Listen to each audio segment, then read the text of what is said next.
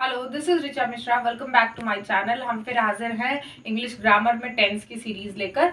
हमने लास्ट कुछ लेक्चर्स में कुछ टेंसेस देखे थे जो कि हमारा प्रेजेंट कंप्लीट हो गया था और पास्ट इंडेफिनिट यानी सिंपल पास्ट हमने जस्ट लास्ट लेक्चर में देखा था। तो आज हम देखेंगे पास्ट कॉन्टिन्यूअस। सो हम स्टार्ट करते हैं। सबसे पहले पहचानेंगे, अगर हिंदी के वाक्य लिखे हों तो हिंदी के वाक्य के अंत में अगर रहा था, रही थी और रहे थे आता है तो हम ये पहचान लेंगे कि ये जो वाक्य है ये कैसा है। ये पास्ट कॉन्टिन्यूअस का है। कॉन्टिन्यूअस मतलब जो काम है वो चल रहा है, हो रहा है, कॉन्टिन्यूटी है उसमें। उसके बाद हेल्पिंग वर्ब देखेंगे क्या लगेगी। दो हेल्पिंग वर्ब लग सकती है, यानी दोनों में से एक लगाया जा सकता है। एक आपका वॉज और एक वर। वॉज किसके लिए लगेगा? सिंगुलर सब्जेक्ट के लिए लगेगा। वर किसके लिए लगेगा? प्लूरल सब्जेक्ट के लिए लगेगा। ठीक है। उसके बाद मेन वर्ब देखेंगे। क्या मेन वर्ब, वर्ब की कौन सी फॉर्म लगेगी?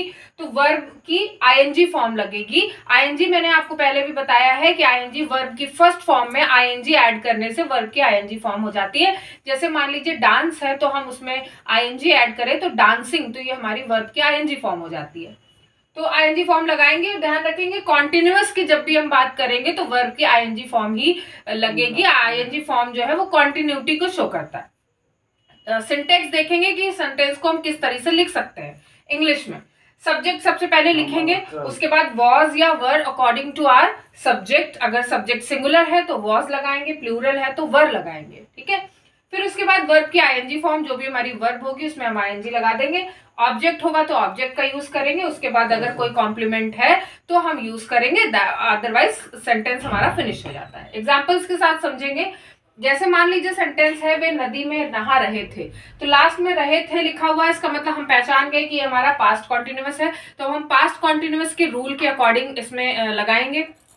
उसके बाद देखिए, जैसे वे है तो दे हो जाएगा दे। अब चूंकि वे हमारा प्लूरल डिनोट कर रहा है, प्लूरल सब्जेक्ट है, तो यहाँ पे हम वर का यूज करेंगे। तो दे वर टेकिंग बाथ। नहाने का आप टेकिंग बाथ लिख सकते हैं या कहीं कहीं पर आपको बाथिंग भी देखने को मिलेगा, तो हम टेकिंग बाथ के साथ चलेंगे। ठीक है। तो टेक, ठीक है, टेक में हमने आईएनजी लगा दिया, टेकिंग बाथ नहाने का।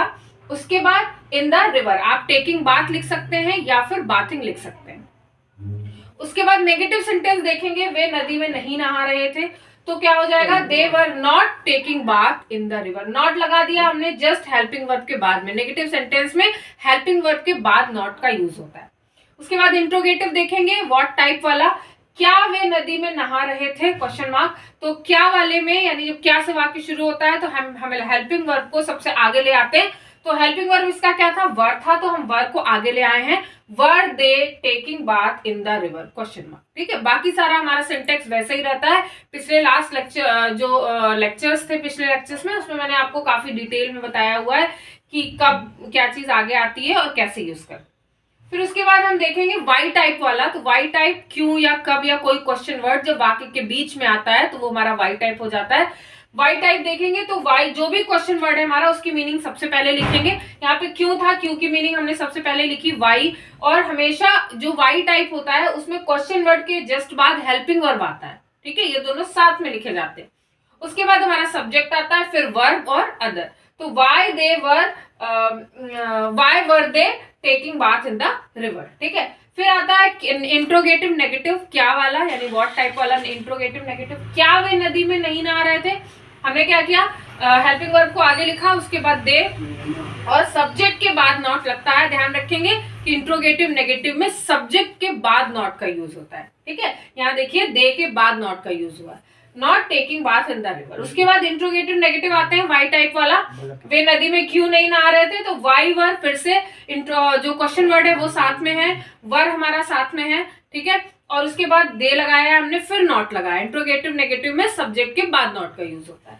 तो they were not taking bath in the river. ये था आपका पास्ट कॉन्टिन्यूअस। आई होप आपको समझ में आया होगा। टेंस की सीरीज हम जारी रखेंगे जब तक हमारा ये कंप्लीट नहीं हो जाता। उसके बाद हम और कई इंग्लिश ग्रामर के बेसिक और टॉपिक्स देखेंगे जो हमारे स्कूलिंग में और कॉम्पिटिटिव एग्जाम्स में आपको बहुत ज़्यादा यूजफुल होगा। तो हमारे साथ बने रहिए, हमारे लेक्चर्स को देखते रहिए और हमें अप्रिशिएट करते रहिए। हमारे चैनल को सब्सक्राइब कीजिए, लाइक कीजिए, कमेंट करिए और शेयर करिए। Thank you.